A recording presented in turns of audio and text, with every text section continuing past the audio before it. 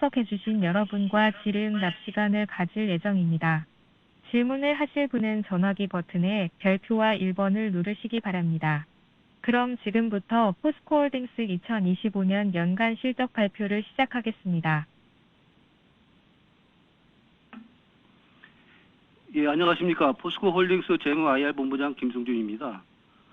저희 포스코홀딩스 2025년 실적 발표 기업 설명회에 참여해 주신 투자가 및 애널리스트 여러분께 감사의 말씀을 드립니다.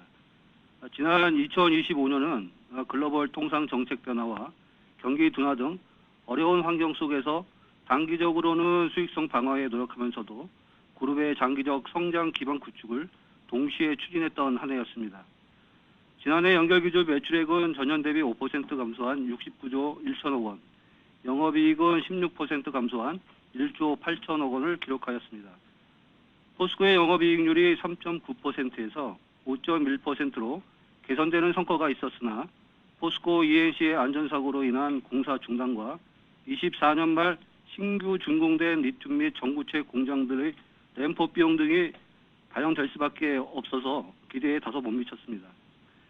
특히 이번 4분기에 손익이 부진하였는데 이는 지난 분기에 말씀드렸듯이 포항 열연 공장 등 주요 설비 대수리로 생산량이 감소한 데다 열연 반텀빙 잠정과세 부과 전에 대량으로 유입된 저가 수입제 재고가 소진되는 가운데 일시적으로 철강 판매량이 감소하였기 때문입니다.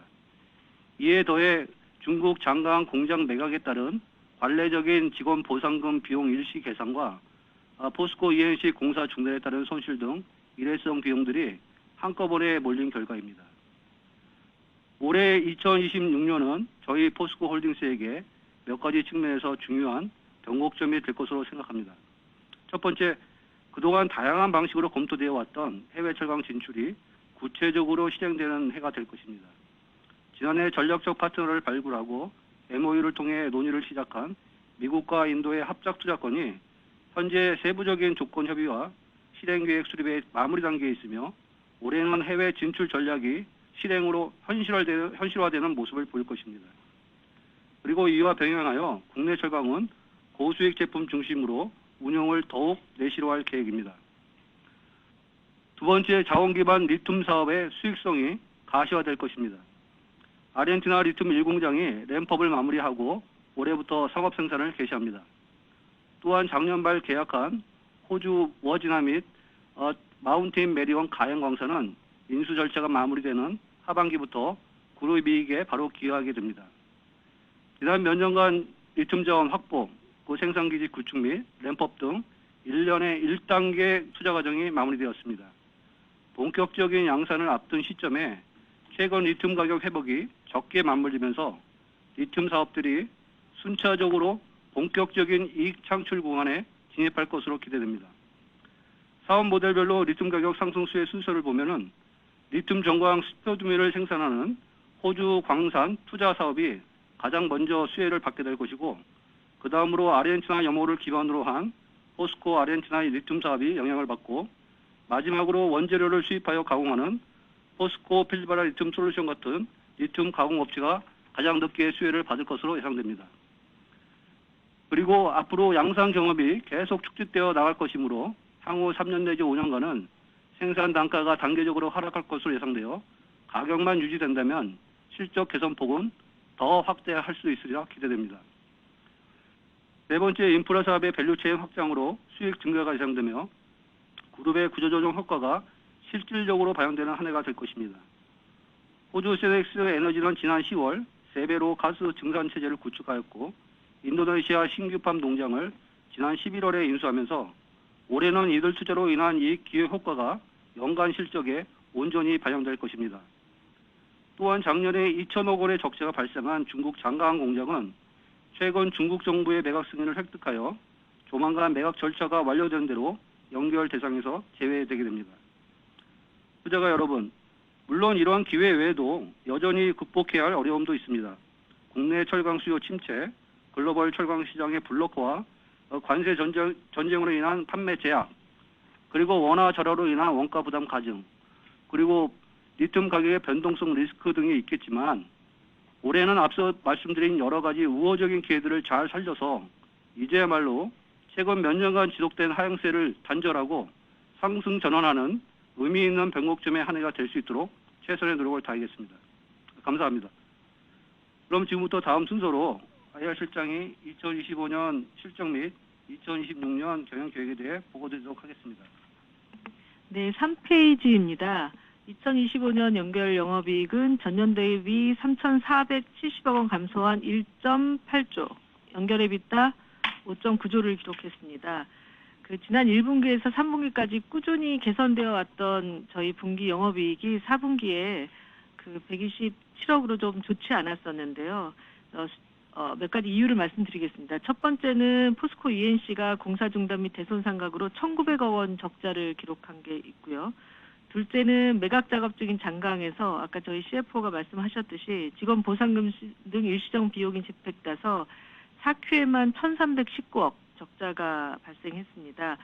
지난 12월 말에 드디어 기다리던 중국 기업식 결합 승인이 완료가 돼서 1분기 내에 최종 매각 작업이 종료가 될 겁니다. 그러면 올해 발생했던 2천억 손실은 올해는 발생하지 않을 수 있습니다. 셋째, 포스코 영업이익도 3,370억 원으로 지난 3분기 대비 약간 축소가 됐는데요. 계절적 비수기이기도 하지만 열연 반덤핑 관세 개시 전에 저가 수입지가 집중적으로 들어오면서 저희가 제품 판매량을 전분기 대비 6% 정도 축소를 했습니다. 동시에 포항 열연 라인도 대수리 작업을 진행을 해서 제품 생산량도 4% 정도 조정을 했습니다. 그 결과로 저가 수입제의 시장 재고가 어느 정도 조정이 좀 되고 있는 것으로 보이고, 이에 따라서 1분기에는 생산과 판매 수량이 기존 수준으로 다시 회복이 될 것으로 생각을 하고 있습니다. 2026년에는 CFO께서 말씀하신 것처럼 적자 사업부 구조형 효과가 모두 반영이 되고 아르헨티나 리튬 1공장의 본격적인 상업 생산에 진입함에 따라서 2차 전지 소재 부분의 이익이 처음으로 개선되기 시작할 것으로 예상이 됩니다. 작년 말 인수한 팜농장, 캐패서티를 확장한 호주 세넥스 가스전, 그리고 호주 스포드민 강산 등 신규 투자로부터의 기여가 추가가 될 것입니다. 4페이지입니다. 올해 저희 그룹의 중대재해가 총 9건으로 증가를 하였습니다.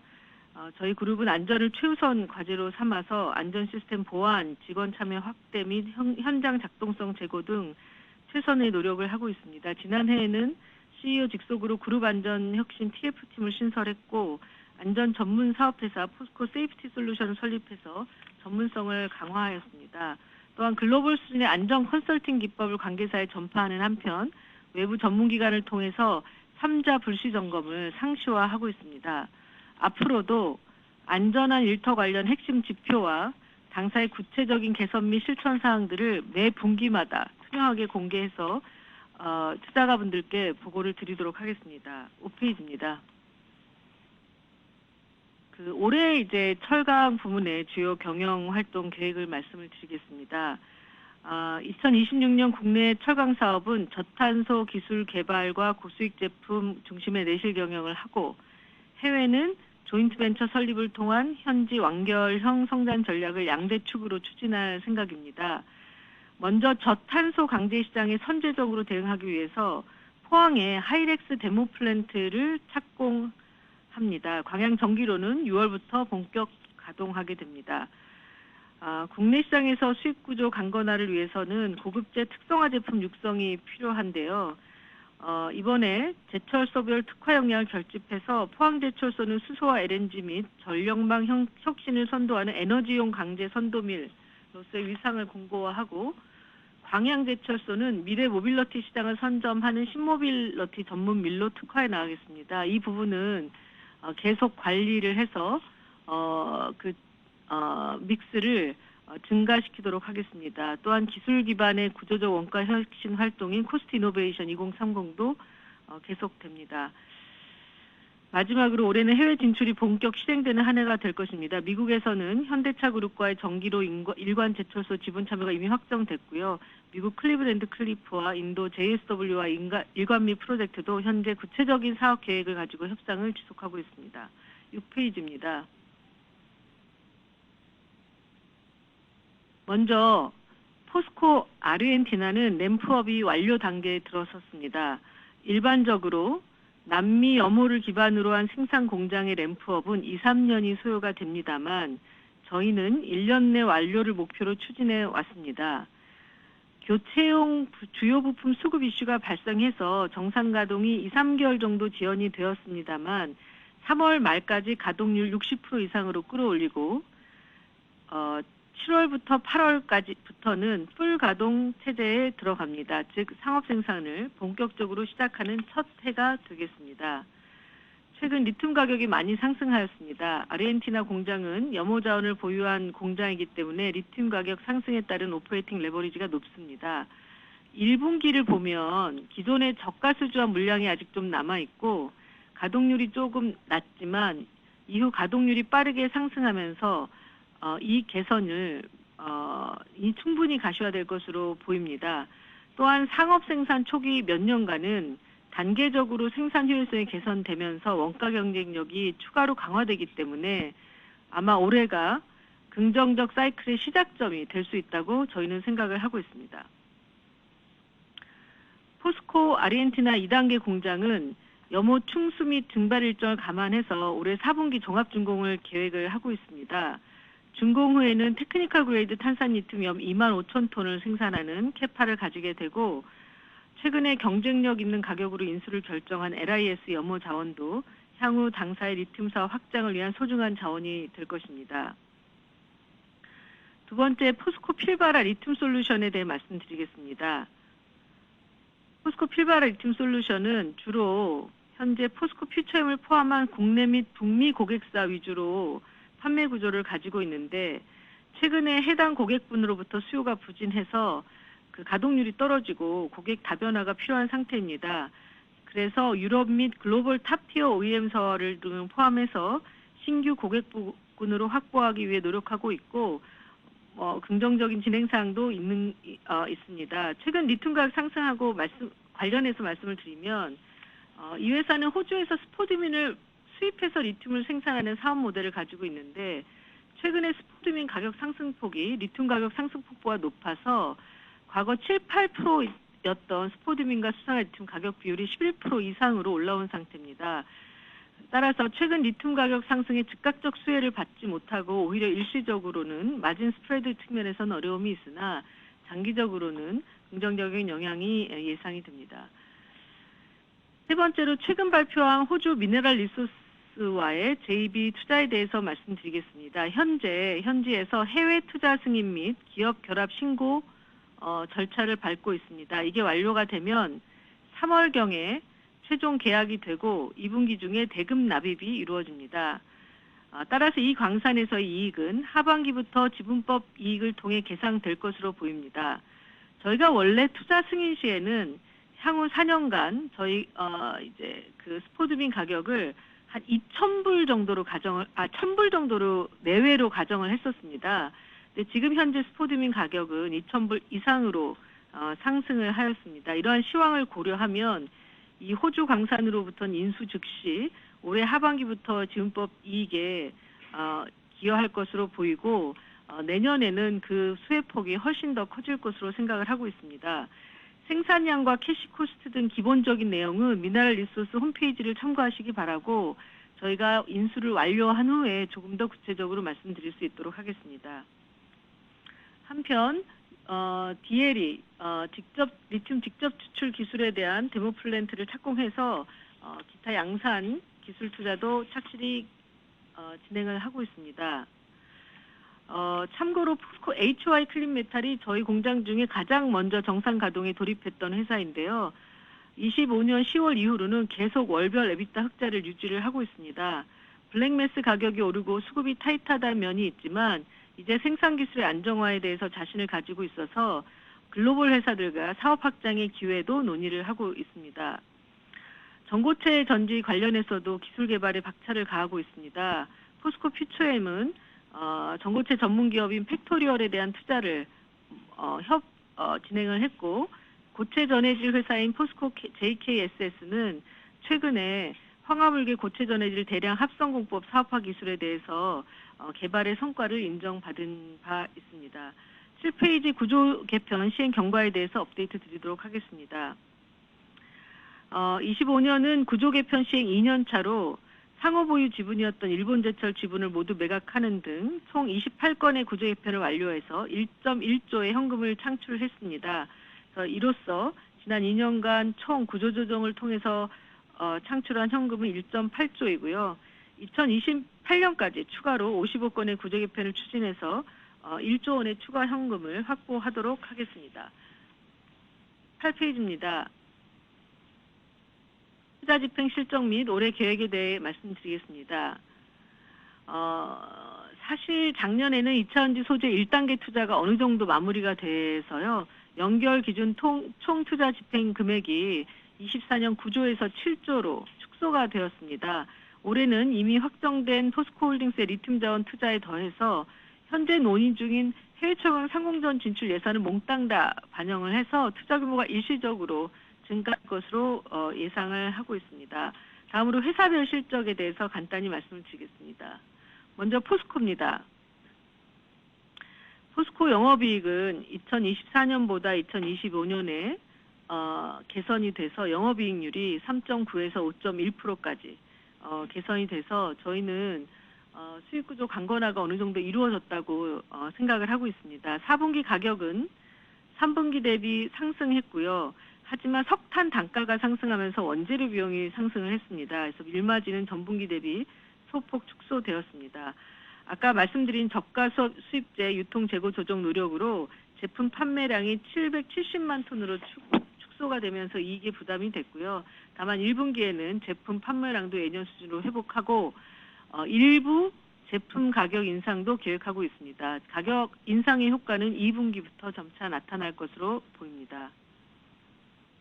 26년도 EU 등 각국의 보호무역주의 강화로 녹록지 않은 상황이 이어질 것으로 전망됩니다만 고수익 전략 제품을 판매를 확대하고 글로벌 확장 전략을 가속화해서 견조한 이익을 창출할 수 있는 데 최선을 다하도록 하겠습니다. 9페이지 해외 철강입니다. 1년 전체적으로 보면 글로벌 시장 악화에도 불구하고 판매 전략 최적화 및 원가 절감 노력으로 수익성이 개선이 됐습니다. 인도네시아 PTKP는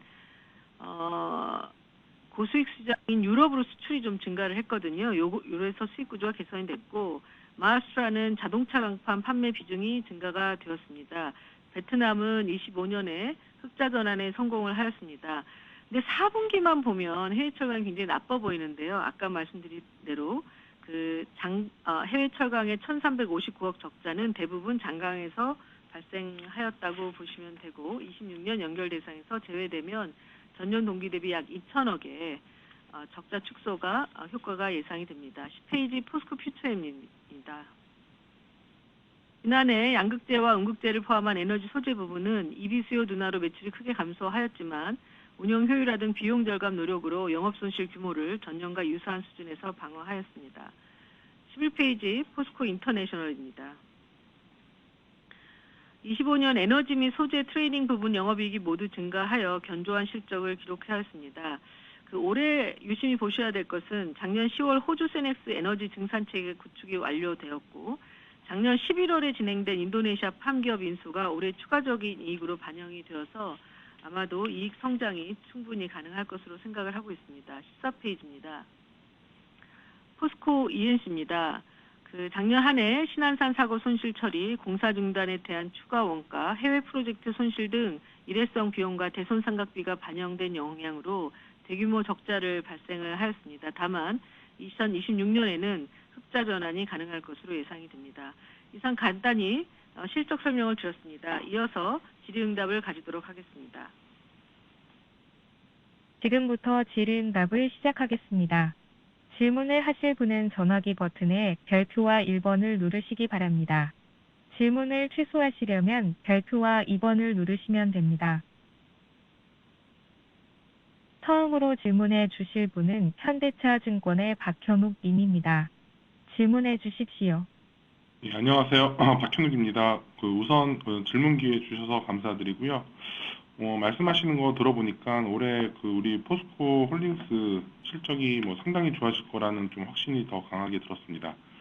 질문 3가지 드리려고 하고요. 첫 번째는 먼저 철강 시황에 대해서 좀 여쭤보려고 하는데 상반기에 그 자동차나 조선 이런 이제 주요 수요자들 대상으로 해서 가격 협상이 좀 어떻게 진행될 것으로 예상을 하시는지, 그리고 그 작년에 그 일본산과 중국산에 대한 그 열연 강판에 대해서 그 덤핑 방지 관세를 이제 부과를 했었고, 이 효과가 이제 상반기에 좀 나타날 것으로 예상을 하고 있는데, 뭐 잠깐 말씀해 주시긴 했지만, 뭐 가격 인상이나 우리 포스코의 그 시장 점유율 확대가 언제쯤 나타날 것으로 예상을 하시는지 좀 답변을 부탁을 드리겠습니다.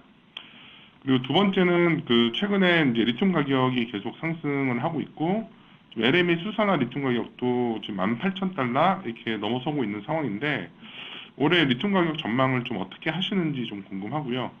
그리고 지금 리튬 가격 기준으로는 그 아르헨티나 염호, 그다음에 이제 광석 리튬 수익성이 좀 어떻게 되는지 좀 말씀을 해주실 수 있으면 좀 부탁을 드리겠습니다. 그리고 올해도 공사가 이제 진행되는 것들이 있긴 한데, 그 리튬 부분의 실적이 이제 BP 수준으로 좀 개선되는 시점은 언제 정도로 예상을 하시는지도 답변을 부탁을 드리겠습니다. 그리고 세 번째 질문은 그 우리 포스코홀딩스, 포스코 그룹이 이제 리튬 광산도 투자를 하시고, 현대차 그룹과 이제 루이지애나 제철소 투자, 또 인도도 이제 얘기를 하셨었고요. 그래서 대규모 투자를 뭐 상당히 많이 진행을 하시는데, 아직 시장의 일각에서는 HMM 인수에 대한 우려가 좀 있는 것 같습니다. 그래서 저는 이 가능성은 크지 않다고 보고 있긴 한데, 그 우리 포스코 홀딩스 입장이 어떠신지 좀 답변을 부탁을 드리겠습니다. 이상입니다.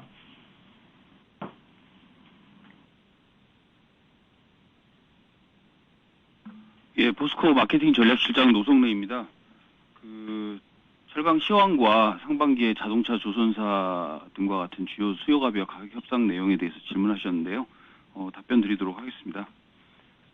올해 철강 시황은 아무래도 글로벌 철강 수요부터 말씀을 드리면 관세 충격의 어떤 일정 부분 완화, 그리고 또 주요국의 인프라 투자 확대 등에 힘입어서 완만한 회복세가 예상됩니다. 하지만 지역별로는 약간 차이를 보일 것으로 전망이 되는데요. 중국 같은 경우는 아직도 부동산 경기 침체가 계속되고 있어서 올해에도 어느 정도 철강 수요가 감소하면서 마이너스 성장이 예상되고 있습니다. 반면에 미국과 유럽과 같은 선진국들은 25년을 저점으로 철강 수요의 어떤 급격한 하락 가능성은 제한적일 것으로 판단이 되지만, 무역 정책을 둘러싼 불확실성이 확대되면서 실질적으로 수요 증가 여부에 대해서는 잠시 조금 더 신중한 판단이 필요할 것으로 보입니다. 마지막으로 신흥국 중에서 인도와 아세안을 중심으로 해서 견조한 그 수요 증가가 이어갈 것으로 예상이 되고, 특히 인도 같은 경우에는 인프라 투자 확대와 제조업 호조를 기반으로 높은 성장세가 26년에도 지속될 것으로 판단되고 있습니다. 내수 부분을 말씀을 드리면, 내수 산업별로도 역시 조금 좀 차이를 보이고 있습니다. 조선이나 방산과 전력산업 같은 경우는 큰 호조세가 지속될 것으로 예상되는 반면에, 가전이나 건설 쪽은 역시 계속해서 침체가 장기화되는 상황을 보이고 있습니다. 자동차 같은 경우는 이제 미국 관세 부담과 글로벌 소비 위축 영향으로 올해 완성차사 생산은 올해와 이제 유사할 것으로 전망되고, 건설은 아무래도 민간 부분 침체가 장기화되면서 전반적인 회복에는 좀 시간이 소요될 전망입니다. 자동차사하고 조선사와의 그 가격 협상 내용에 대해서 질문하셨는데요. 자동차사 같은 경우는 작년부터 이제 관세가 이슈가 되면서 저희가 자동차사와 그 가격 협상하는 포뮬라 대비해서 추가로 어느 정도 인하를 요청해 오고 있습니다. 하지만 당초 포뮬라 수준으로 단가 협상이 마무리되도록 최소화 추진할 계획입니다. 조선사 같은 경우는 국내 조선사가 안정적인 그 수주 판매 기반을 구축하고 있고, 또 저희가 고급강을 활용한 시장 지배력을 강화하기 위해서 노력하고 있기 때문에 가격은 원료 상승분하고 해당 시황을 반영한 그런 가격 협상 내용으로 진행할 예정입니다. 그리고 마지막으로 열연 후판 AD 관련해서 어느 정도 효과가 나타날 것이냐고 질문해 주셨는데, 실제로 4분기에 중국으로부터의 그 철강 판재류 제품의 수입량은 3분기 대비해서 상당 한 30만 톤 정도의 감소가 실제로 이루어졌습니다. 그래서 그 이전에 들어왔던 고가 재고가 어느 정도 소진이 완료됐다고 보여지고 있고요. 그래서 저희가 1분기 2월달, 3월달부터 이제 가격 인상 노력을 지속하고 있습니다. 아까 말씀드린 것처럼 그 가격 인상에 대한 효과는 아마 2분기부터 본격적으로 나타날 것이라고 예상이 되고 있고요. 가격 정상화 노력을 통해서 포스코 수익성 향상을 위해서 계속 노력하도록 하겠습니다. 에너지 소재 사업관리실장 이재영입니다.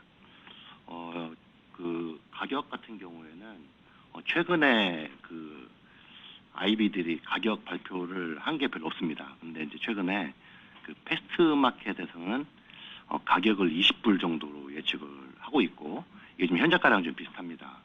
그리고 그 중국 재고를 보면은 재고가 그렇게 늘지 않고 있습니다. 그래서 이게 중간에서 그 재고를 확충하기 위한 이런 가격 상승이 아니라 실수에 의한 가격 상승으로 생각을 하고 있습니다.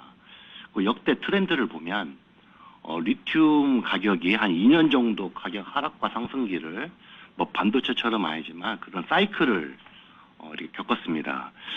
최저가였던 18년이 최저가였고, 가격이 쭉 상승하면서 그 20년까지 18년이 비교적 그 가격이 높은 상태였고, 가격이 떨어지다가 한 20년까지 가격이 떨어졌습니다. 그리고 한 2년 정도 가격이 상승해서 80불까지 이렇게 상승한 게 있고, 작년 11월을 저점으로 계속 떨어졌습니다. 그래서 최근에 이제 가격이 상승된 게 불과 3개월에 불과하다고 생각합니다. 그래서 과거 추이로 보면은 현재보다는 가격이 더 올라갈 가능성이 매우 높고, 중국 재고나 이런 걸 봤을 때는 단언할 수는 없지만 현재 가격보다는 높은 수준에서 올해는 유지될 것이다, 이렇게 저희가 지금 판단을 하고 있습니다. 수익성에 대해서 이렇게 말씀을 드리면, 저희가 광양이나 그 아르헨티나는 작년까지 램프업을 진행했기 때문에 수익성을 논하기는 적절치 않았는데, 올해부터 상업 생산에 돌입을 합니다. 그 아르헨티나 같은 경우에는 저희가 그 1, 2월 달 같은 경우에는 좀 이슈가 발생했습니다. 그 멤브레인이라는 그 부품의 수급이 좀 차질이 좀 생겼습니다. 그래서 1, 2월 달은 저희가 그 생산량을 목표한 대로 확보하기는 좀 어려울 것 같고, 그리고 작년에 저가에 계약된 물량이 1, 2월에 출하가 되기 때문에 1, 2월은 여전히 영업이익 적자로 예상되지만 3월 달에는 그 부품이 확보가 되고 고객과의 계약이 서약이 되는 3월 달부터는 영업이익이 크게 좋아질 것으로 생각을 하고 있습니다. 그리고 중요한 게 지금 이제 저희가 램프업이 끝났기 때문에 인증을 빨리 시작해야 됩니다. 그래서 인증을 상반기 내에 끝낼 생각이고, 실제로 그 OEM사나 전지사들이 저희 그 아르헨티나를 방문할 계획을 가지고 있습니다. 그 현지 실사를 계획하고 있고, 전체적으로는 올해 좀 반전을 이룰 것으로 생각을 하고 있습니다. 그리고 필바라에 대해서 좀 말씀을 드리겠습니다. 광석 리튬입니다. 광석 리튬은 리튬 가격도 중요하지만 이 원료가가 어느 수준인가가 상당히 중요합니다. 원래는 그 스포디움 가격이 리튬 가격의 4% 정도를 유지했었습니다. 그러면 저희가 리튬을 1톤 만들기 위해서는 7톤 광석을 쓰기 때문에 리튬 가격이 4%면은 47에 28, 원료비가 30%가 정상 수준이었는데 최근에 가격이 계속 상승을 했습니다. 그래서 그 오늘자 가격을 보면은 LH 가격은 19,500인데 스포디움 가격은 2,400불입니다. 그래서 12%까지 올라온 상황이고, 이게 지금 그 7톤을 사용한다고 가정했을 때는 원료비가 거의 75에서 80%까지 육박한 상황입니다. 그래서 광석 리튬 같은 경우에는 그 가격 상승에 대한 이런 온기가 적게 반영되는 이런 특징이 있습니다. 그래서 그 올해 영업이익이 어떻게 될지는 광석 리튬 가격과 스포디움의 그 스프레드가 어떻게 되냐에 따라 결정되는 것 같고, 다만 말씀드릴 수 있는 것은 작년보다는 손실이 크게 줄 것이다, 이렇게 생각하고 있고, 뭐 여러 가지 활동을 통해서 수익성을 개선할 수 있는 방안을 추가로 좀 알아보고 있습니다. 예, 그 HM의 민수건에 대해서는 제가 말씀드리겠습니다. 지금 저희들이 지금 이거 관련해 가지고 공시를 한 몇 차례 한 걸로 알고 있는데 저희들이 맨 처음에 공시했을 때 내용이 예비 검토만 했었다. 그리고 결정된 거는 없다라고 맨 처음에 공시를 했었고, 그리고 그 이후로 아직까지 현재까지 뭐 더 진전된 거는 전혀 없다라고 분명하게 말씀드리겠습니다. 네, 이상입니다. 네, 다음 질문 부탁드리겠습니다. 다음으로 질문해 주실 분은 IM증권의 김윤상 님입니다. 질문해 주십시오. 예, 안녕하세요. IM증권의 김윤상입니다. 저도 몇 가지 질문 좀 드리겠습니다. 첫 번째 드리고 싶은 질문은 저희 철강, 그 다음에 이제 그 인프라 쪽, 그 포스코 인터하고 이제 ENC 쪽, 그 다음에 이차전지 소재 각 부분별로 영업이익에 기반한 올해 사업 계획에 대해서 좀 궁금하고요. 그 작년 대비 올해 좋아지는 게 있다라고 하면은 이제 구체적으로 그게 이제 어떤 그 경영사항에 해당이 되는지 이제 그 부분 관련해서 말씀해 주시면 감사하겠습니다. 그 두 번째는 그 이차전지 쪽 올해 사업 계획 관련 조금 더 디테일한 좀 질문인데요. 아까 그 실장님께서도 말씀을 주셨지만 이게 그 이차전지 소재 쪽 전체적으로 봤을 때 그 수주 취소라든가 이렇게 좀 안 좋아지는 부분, 그다음에 광석 리튬과 관련된 부분, 그다음에 또 좋아지는 부분 이렇게 좀 혼재가 돼 있는데 이거를 좀 전체적으로 봤을 때 작년과 올해를 비교했을 때 이제 올해 좀 좋아지는 걸로 좀 전체적으로 보시는지 이 부분에 대해서 조금 좀 구분해서 좀 말씀해 주시면 좀 감사하겠고요. 세 번째는 그 철강 투자 관련해서 저희가 이제 6조 조금 넘는 그 투자비를 제시를 해주셨는데 요거와 관련된 세부 내용하고요. 요것도 과거처럼 저희가 좀 집행률은 그 당초 계획 대비 좀 낮은 수준에서 좀 판단하면 되는 건지 이 부분이 좀 궁금합니다.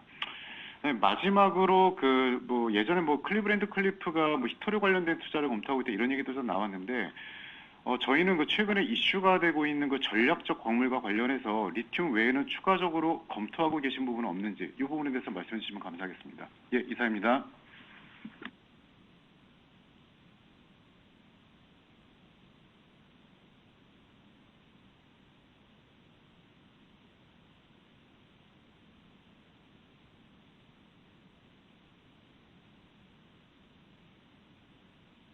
예, 두 번째부터 말씀드리겠습니다. 좋아지는 부분은 리튬 가격이 굉장히 많이 올랐고 나빠지는 부분은 사실은 저희가 광석 리튬 같은 경우에는 미주 고객사 위주였습니다. 근데 이제 주문이 많이 축소된 상황이고 그게 굉장히 지금 그래서 대체 수요가를 발굴하고 있는 와중에 있습니다. 그리고 스포디움 가격 상승이 좀 안 좋은 부분인데 이걸 전체적으로 봤을 때 좋아지는지 안 좋아지는지는 영업 손실이 얼마나 축소되느냐로 이렇게 판단을 저희가 하고 싶습니다. 그래서 작년보다 굉장히 좋아질 것 같고, 특히 아르헨티나 같은 경우에는, 작년보다 상당히 좋아져서 영업이익이 많이 개선될 것으로 생각을 하고 있습니다. 이상입니다.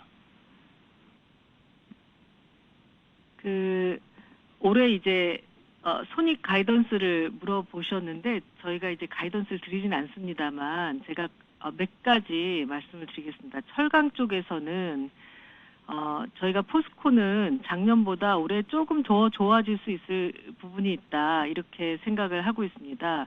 수출은 약간 어려운 면이 있는데 내수가 조금 좋아지는 기조가 있기 때문에 작년 전체 영업이익보다는 조금 더 좋아질 수 있다. 해외 철강은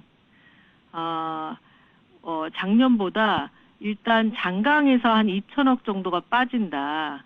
그래서 전년 동기 대비 그 정도는 감안을 해 주셔도 좋다. 이렇게 말씀드릴 수가 있고요. 인프라에서는 작년 대비 한 두 가지를 고려하시면 되는데 팜오일 농장이 인수한 게 1년에 1,000억 이상 영업이익이 납니다. 그다음에 세넥스 호주가 3단계 캐파를 했는데 그 효과가 올해하고 2027년까지 늘어나는데 그것도 전체적으로 보면 1,000억 약간 안 되는 정도 수준이 됩니다. 그래서 그리고 이제 인프라에서 하나 더 고려하셔야 되는 거는 작년에 4,500억 정도 적자가 났던 건설이 한 1,000억 정도로 영업이익이 개선되는 그런 모습을 보이지 않을까 이렇게 생각을 하고 있습니다. 그래서 따라서 인프라에서 좋아지는 폭이 조금 의미 있지 않을까 이렇게 생각을 하고 있고요.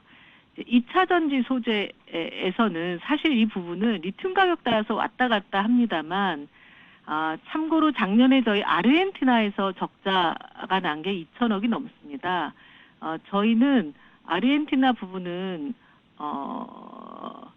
그 리튬 가격에 따라서 왔다 갔다 하지만 지금 현재 가격 정도가 되면 BEP 정도 이상은 갈 수 있다고 생각을 하고 있기 때문에 1, 4분기가 조금 약해도 리튬 그 가정을 하고 그 정도는 좋아질 수 있다고 생각을 하고 있고, 그 현재 그 필바라 리튬 솔루션도 2025년에 영업이익이 2천억 이상 적자가 났었습니다. 그 부분도 일부 축소될 것으로 생각을 하고 있고, 아마 특히 에비타 측면에서는 또 의미 있는 반전이 있지 않을까 이렇게 생각을 하고 있습니다. 아마 이걸 다 더해 보시면 일부 플라마이너스는 있겠지만 전체적으로 이익 추정하실 때 도움이 되실 거라고 생각이 됩니다.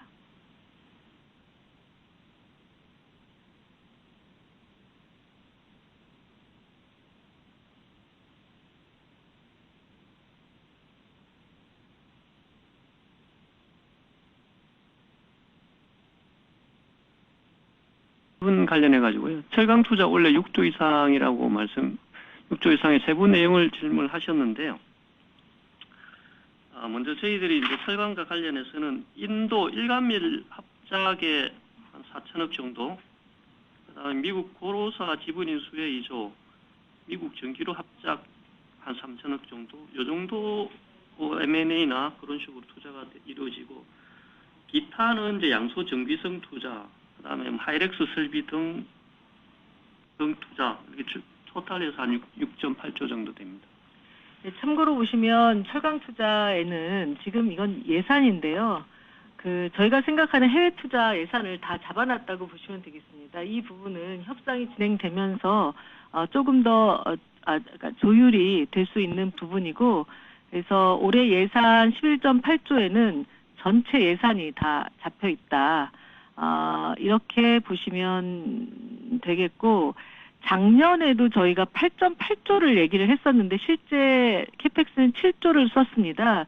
그래서 이 부분에 대해서는 그 상당 부분 협상이 진행됨에 따라서 조금 변화는 있을 수 있다고 생각을 하고 있습니다.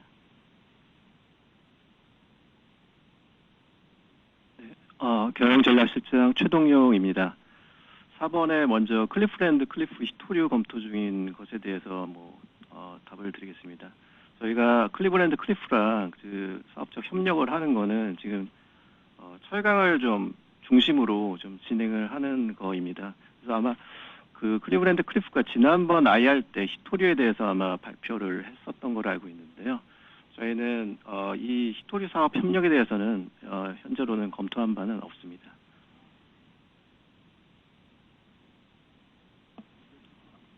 다음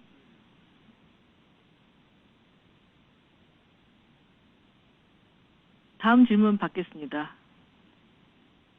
다음으로 질문해 주실 분은 HSBC의 박유신 님입니다.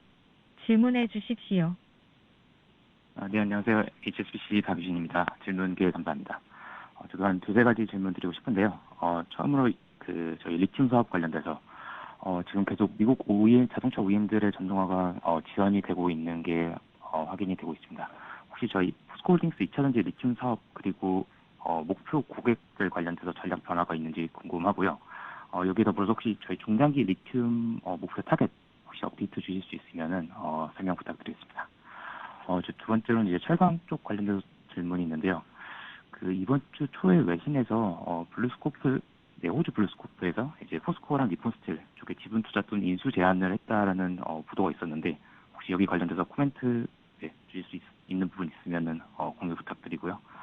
마지막으로 이제 중국 철강 구조 조정 관련돼서 업데이트 사항 있으면은 설명 부탁드리겠습니다. 감사합니다. 예, 저희 자동차사가 슬로우 다운 하고 있습니다. 그건 맞는 말이고요. 전체적으로 봤을 때 올해 그 LFP가 한 30% 이상 성장할 것 같은데, 그 NCM은 굉장히 10회 정도로 그 25년 실적을 예상하고 있습니다.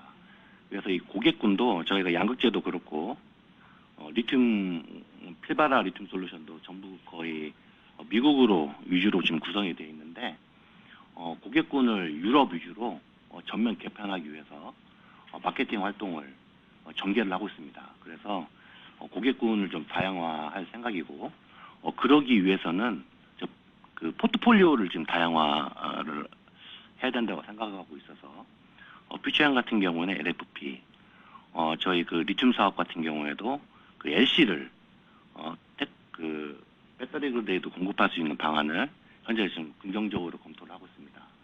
그 중장기 목표는 저희가 현재 지금 리튬 사업의 캐파가 10만 톤이기 때문에 우선은 이 고객을 확보를 해서 풀생산을 하고 그다음에 저희가 작년에 광석이랑 염호에 신규 투자를 했기 때문에 이걸 기반으로 추가 증설은 검토를 할 수 있는데 현 단계로서는 일정이나 이런 거 아직 정해진 게 없습니다. 네, 이상입니다. 추가로 제가 아까 잠깐 올해 이익 변화에 대해서 말씀드릴 때 하나 이제 잊은 게 있는데 저희가 그 인수한 그 호주 광산은 지음법 평가익으로 들어오는데 최근에 워낙 스포드민이 강세가 되고 또 27년에는 추가적인 생산도 예상을 하고 있어서 이 부분에 대해서도 한번 좀 보시면 의미 있는 기여가 되지 않을까 이렇게 생각을 하고 있습니다. 그 두 번째 철강 말씀해 드리겠습니다. 네, 두 번째 그 호주 블루스코프의 그 지분 인수 제안에 대해서 말씀드리겠습니다. 지금 현재 포스코는 블루스코프와 일본 제철 등과 이제 컨소시엄을 구성해서 호주 와이알라 제철소 인수를 위한 컨소시엄에는 좀 참여를 하고 있는데 실제로 블루스코프 인수 관련해서는 논의한 바가 없습니다. 이상입니다. 예, 그 중국 철강 구조조정 관련해서 좀 업데이트 해드리도록 하겠습니다. 마케팅 전략실장 노성래입니다. 중국은 이제 매년 과잉 생산에 대한 여러 나라의 지적에 이제 대응하기 위해서 여러 가지 제도를 통해서 이제 구조조정을 유도를 했는데요. 21년도에 이제 뭐 수출 철강제 수출 환급세를 뭐 전면 폐지하는 그런 조치를 취해서 이제 외부 저가 수출되는 물량을 조정하려는 노력을 했고 또 최근에 그 올해 26년 1월 달서부터 이제 수출 허가제라는 제도를 시행을 해서 저부가 제품들에 대한 해외 수출을 적극적으로 이제 막는 정책을 추진하고 있습니다. 그런데 아무래도 워낙 중국 내수 수요 자체가 이제 침체 상황이기 때문에 수출 허가제에 따라서 드라마틱한 어떤 그 저가제 유입이나 그런 현상들이 이루어질 거라고 보여지진 않지만 그래도 일부 오파 가격이 인상하고 있는 것 같은 그런 긍정적인 사인은 분명히 나타나고 있다고 판단됩니다. 이상으로 말씀드리겠습니다. 네, 다음 질문 부탁드리겠습니다. 다음으로 질문해 주실 분은 하나증권의 박성봉 님입니다. 질문해 주십시오. 네, 안녕하세요. 하나증권 박성봉입니다. 저도 그 세 가지 질문 드리도록 하겠습니다. 일단 첫 번째는 그 올해부터 EU의 탄소 부증세라든지 이런 그 글로벌 철강 수입 규제가 점점 강화가 되고 있는데요. 관련해서 저희 회사가 올해 예상되는 수출 차질 규모와 그리고 회사의 대응 방안이 무엇인지 궁금하고요. 두 번째는 저도 리튬 사업 관련된 질문인데 그 앞서 리튬 사업부 올해 이익이 좋아질 것이다 정도로만 말씀을 해 주셨는데요. 혹시 올해와 내년에 예상되는 리튬 판매 규모에 대해서 말씀을 해줄 수 있는지 확인 좀 부탁드리겠습니다. 마지막으로 그 저희 그룹사가 지난해 안전 관련 사고가 좀 많았었는데 그 안전 관련된 투자나 비용이 이게 일시적이 아니고 향후 이제 구조적으로 증가할 수 있는지 여부와 그리고 회사 수익성에 좀 유의미한 영향을 미칠 수 있는지가 궁금합니다. 그리고 만약에 투자를 많이 하게 되면 좀 이제는 어느 정도 안정성이 담보가 된다라고 좀 믿어도 되는지 좀 말씀 부탁드리겠습니다.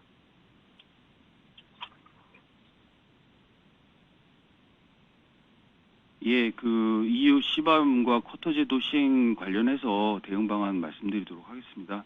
EU 시밤은 언제 이제 올해 7월부터 본격 시행이 쿼터가 양이 줄어들고 있는데 지금 현재 그 EU 집행부와 그 국가 쿼터에 관련된 논의가 지금 진행이 되고 있습니다. 그래서 최대한 유리한 입장을 확보하기 위해서 노력을 하고 있고요. 거기에 따라서 물론 크게 좀 좌우가 될 수 있겠습니다만 줄어드는 거를 기정사실화 해놓고 본다면 기존에 이제 유럽이나 영국 지역으로 수출되던 물량들 중에서 저가제를 최대한 걷어내고 그런 제품들을 이제 그 결국엔 보안 지역이라고 얘기하는 중남미나 동남아 지역으로 이제 들여보낼 수밖에는 없습니다. 그리고 기본적으로 내년도에 철강 판매에 대한 정책이 내수 시장에 대한 집중 판매이기 때문에 그 수출 지역에서 좀 보완되는 그런 물량들은 최대한 내수로 판매를 확대하고 그리고 보안 지역으로 판매를 확대를 해서 철강 판매량은 25년과 유사한 수준을 유지하도록 하겠습니다. 네, 두 번째 말씀드리겠습니다. 올해 판매 규모는 5만 5천에서 6만 정도 사이로 저희가 판단합니다. 저희 그 캐파가 9만 2천이기 때문에 올해는 70% 정도 고객을 확보해서 정품으로 팔겠다는 계획이고 내년부터는 풀생산을 계획하고 있습니다. 올해 이 정도 물량은 작년 대비해서 2배 이상의 이 물량이 될 것 같습니다. 그래서 지금 기본 계획은 5만 5천 6만인데 하반기 시황에 따라서 추가로 증설할 수 있는지 판매할 수 있는지 검토를 해보도록 하겠습니다. 네, 그룹 안전혁신 TF의 유인종 팀장입니다. 안전 관련 투자나 비용이 향후 구조적으로 증가할 것인지에 대한 질문을 주셨는데요. 제가 우리 그룹에서 투자되는 안전 관련 시설이나 이런 부분들을 한번 전체적으로 살펴봤는데 저희 포스코 그룹에서의 안전 투자가 제가 보기엔 다른 우리나라 국내 어떤 대기업보다 적지 않았다고 생각합니다. 그리고 실제로 현장에 필요한 설비 개선이라든지 안전장치라든지 이런 부분이 막 대규모로 이루어지고 그럴 가능성은 없어 보입니다. 그래서 이게 경상 범위 내에서 투자가 다소 증가할 수는 있지만 그 부분이 회사 수익성까지 영향을 미치지는 않으리라고 저는 안전하는 입장에서 그렇게 생각을 하고 있습니다. 그리고 투자가 되면 안전 수준이 높아지는지 이 부분도 저희가 저희 그룹에서 정말 안전과 관련된 뭐 투자나 시설이나 또는 노력이나 스마트 안전 기술이나 이런 부분이 어떤 회사 그룹보다도 높은 수준인데 투자를 안 해서 사고가 났다고는 저는 생각을 하지 않습니다. 그래서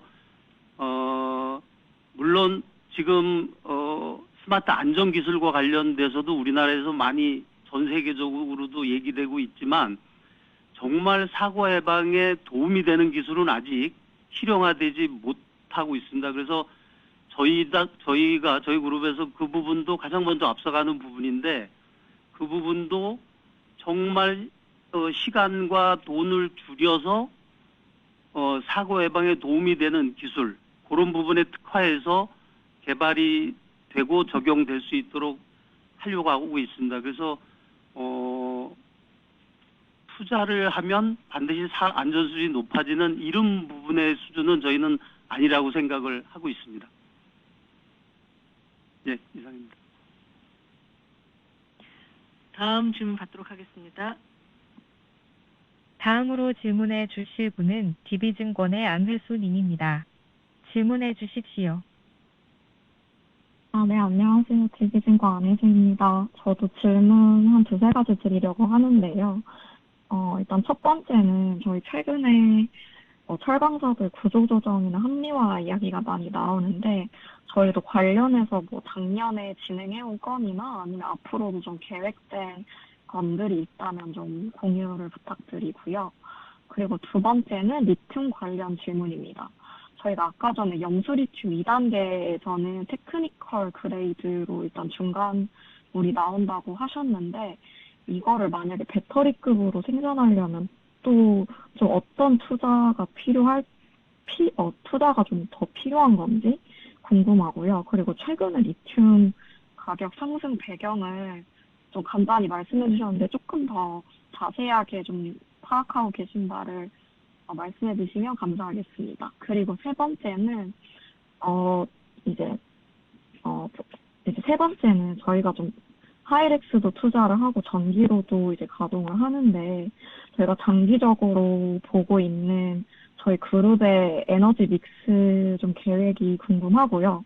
그래서 만약에 이제 저희 포스코 인터내셔널이 그 알래스카 프로젝트에서 100만 톤 직도입을 하게 되면은 저희 좀 비용 절감 효과가 나타날지 어느 정도 보고 계신지도 궁금합니다.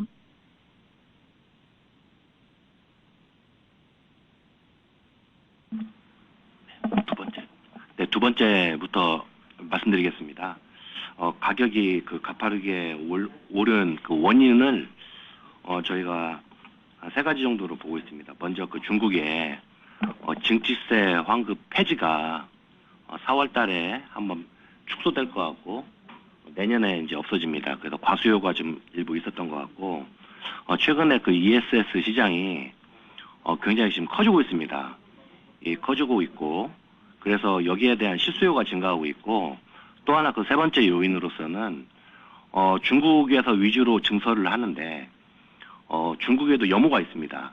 그 염호는 증설에 대응하기가 좀 어려운 상황이고 그래서 광석 리튬 위주로 대응을 했는데 중국의 이춘시 근처에 광산이 폐쇄가 되는 바람에 그 광석 수급이 원활치 않은 이런 측면이 있었습니다. 그래서 전체적으로 3가지 정도 원인으로 지금 가격이 굉장히 상승하고 있다고 지금 판단하고 있고 제가 테크니컬 그레이드입니다. 염수 리튬 2단계는 저희만 테크니컬이 아니고 염수에서 1단계로 나오면 다 테크니컬입니다. 그래서 그 후공정에 이걸 전환하는 설비가 있어야 됩니다. 전환하는 설비라는 것은 테크니컬 그레이드의 그 함량은 99%고 그 배터리 그레이드는 99.5%입니다. 그래서 불순물을 0.5% 줄이는 이런 설비를 구축을 해야 됩니다. 그래서 저희도 이거 검토를 하고 있는데 이 검토하는 주요 내용으로서는 지금 저희 관양에서 RNT나 LC를 가지고 와서 LH로 만드는 이런 PLS라는 공장의 지금 설비가 거의 구축이 끝나갑니다. 그래서 저희가 다 정제를 하고 LH를 만드는데 그 후단에 CO2를 투입하게 되면은 이미 정제가 끝난 거기 때문에 이 LC로 전환이 가능합니다. 투자비가 후단만 잠깐 저희가 보완을 하는 설비지 신축하는 설비가 아니기 때문에 대규모 투자가 발생하지는 않고 일부 보완 투자만 발생할 것으로 예상합니다. 그래서 저희가 1분기경에 요 투자에 대해서 사내에 좀 결심을 받고 소통을 한 다음에 투자를 진행할 생각이 있습니다. 예, 이상입니다. 네, 저 1번 질문 철강 구조조정 관련해서 답변드리겠습니다. 철강사업관리실장 홍윤식입니다. 지금 철근이나 봉연관 관련해가지고 뭐 이렇게 생산을 자발적으로 감축하거나 구조조정하는 얘기들이 이제 많이 나오고 있는데 고로 플레이어는 어차피 2군데밖에 없기 때문에 지금 그런 얘기가 공급 과잉이 철근이나 봉연관에 비해서 그렇게 과하지도 않고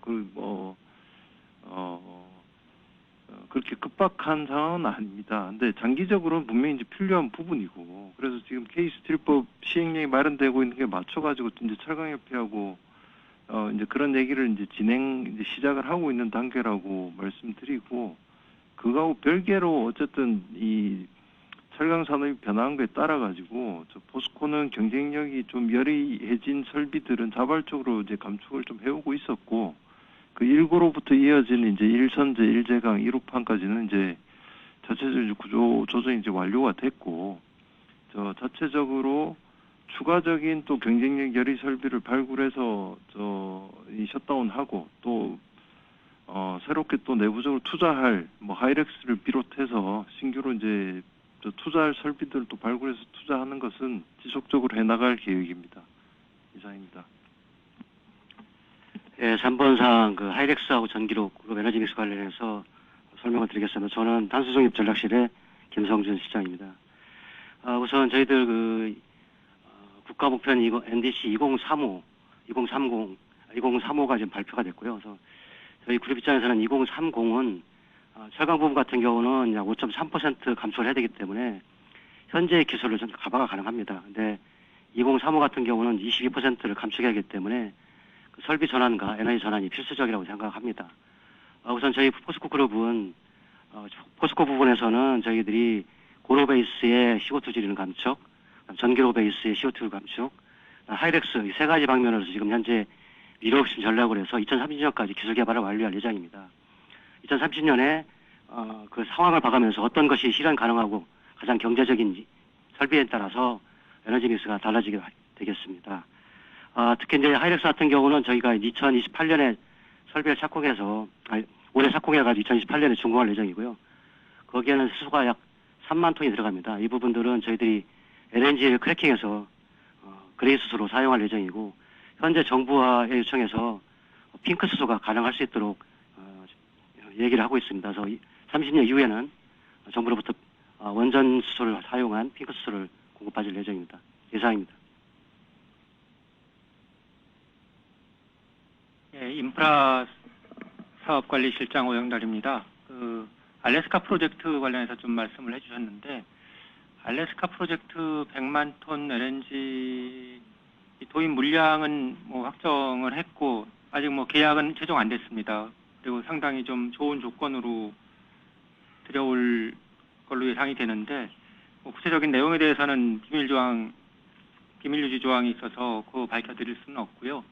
그 다음에 이거를 도입하면은 그룹의 에너지 비용에 영향이 있는지, 이 말씀은 상당히 좀 답변하기가 쉽지 않은 부분인데, 왜냐하면은 포스코 인터내셔널 같은 경우는 LNG를 수입을 해서 자체적으로 이제 발전하는 데 쓰고, 그리고 포스코는 또 자체적인 그 LNG 수요가 있거든요. 근데 그 포스코 LNG가 알래스카에서 LNG를 수입한다고 해서 그게 바로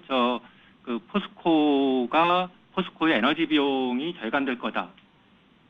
물론 그 중간에 이제 포스코에서 직접 도입하는 물량도 있고, 그 다음에 그 입찰을 통해서 도입을 하기 때문에 거기에 뭐 입찰 조건에 따라서 조금 영향이 있을 수 있겠지만은, 이거는 기본적으로 다른 엔터티이기 때문에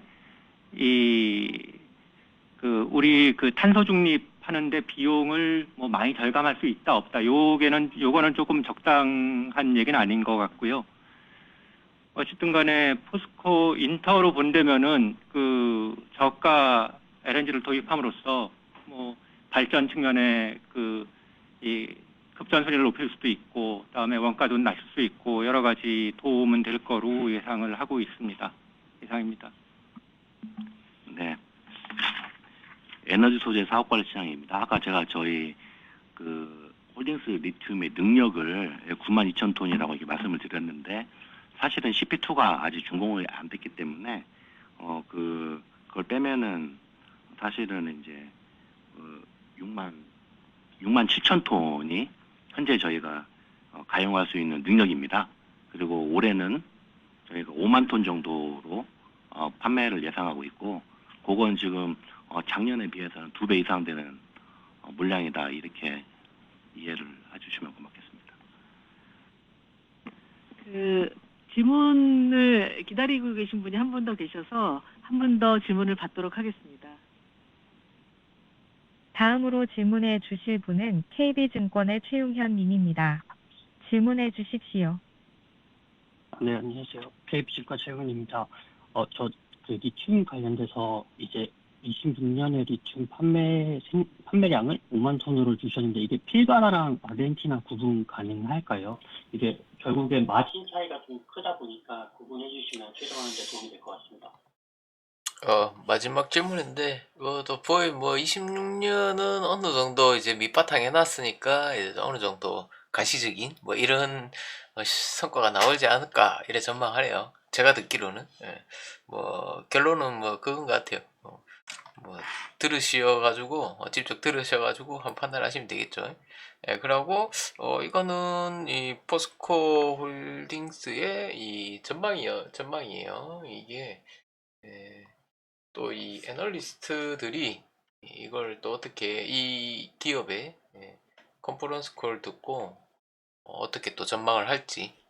왜냐하면 이 기관 투자자나 외국인 투자자들한테 직접 점수를 따야 되잖아요. 그 큰 돈을 움직이려면 저런 식으로 컨퍼런스 콜에서 듣고 회사가 말하는 걸 듣고 투자금이 롱텀으로 들어오든지 뭐 하겠죠.